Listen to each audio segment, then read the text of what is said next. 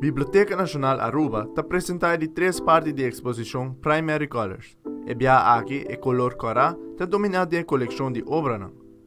Essa aqui é uma exposição de grupo de artesano, artista e fotografonan e está toma lugar em biblioteca sua sala de exposição for de dia 12 de outubro até o dia 13 de novembro. Paul Wong, que é um artista que também expõe sua arte no evento aqui, te explica o conceito de exposição Primary Colors. Nós temos senhora Gina, que organiza Primary Colors. So everybody knows primary colors that blue, hill, e coral. So those like the main colors. So any color will mix, but have different shades now.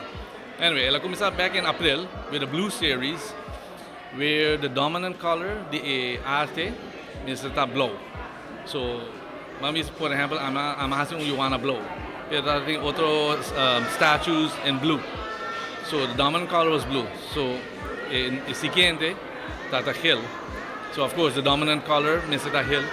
So those I'm buy com Wakamaya hill. E hope artista na buy com diferente arte com talting hill ding je, como é color dominante. E essa série aí acaba depois de 3 semanas largo na Biblioteca Nacional. Nós buy na coral. Essa é a última outra também.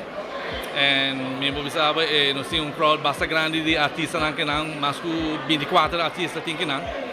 And se boa different styles de arte, I mean, phenomenal.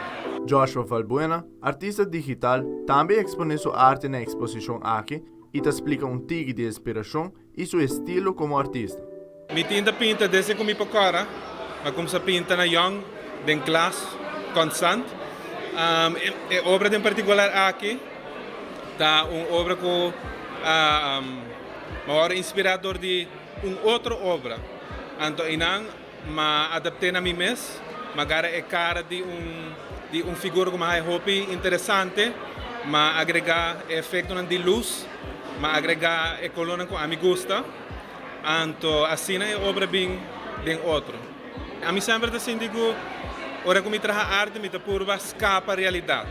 Me não gosta pinta coisas que te acaba. Se boa minha arte, é uma figura que bota wak, não era nunca.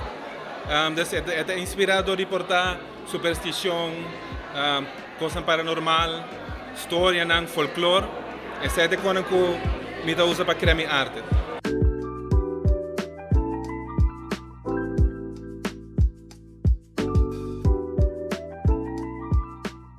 Amita Patrick Everon para Telenotícia.